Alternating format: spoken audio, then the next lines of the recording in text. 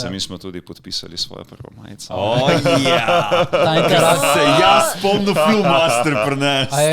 Jaz še vedno mislim, da je bil to meme, ampak ne vem, ker literally jaz sem tam delal nek producentsko delo v studiu in potem me Gregi potegne iz te dimenzije in podpiši se na to majico. Iz unga domaina črnega, nisem vedel, kaj se dogaja, ali vse skupaj sem šala, ampak podpisali smo svojo prvo majico. Kočala se začne, ne? Kočala se začne. Zdaj sem še čakam na Bowken v glas, majica je 500 evrov. Samo ena obstaja, ne vem, 2 prva julija v Sloveniji, glej, prva. Limited edition.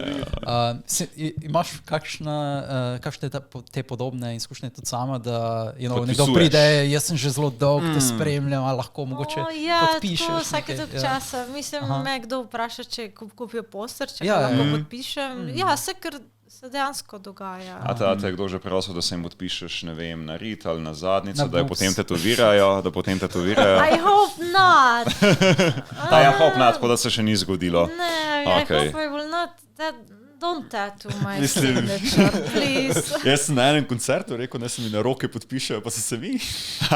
Na koncertu? Ja, v Sloveniji, ko smo imeli, veš, J-Rock koncert. Se ona. Kdo so bili vroči, je bil eden. Ja, pa.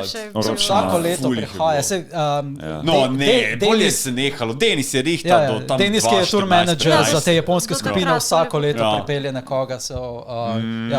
Sicer so to bolj manjši gigi, če tako gledamo, niso to razprodali, ne vem, stožice ali karkoli. Ampak ni pomembno, pomembno je, da je japonska muzika v živo. Ampak vsaj en na leto, mislim, da pride, ker je fun.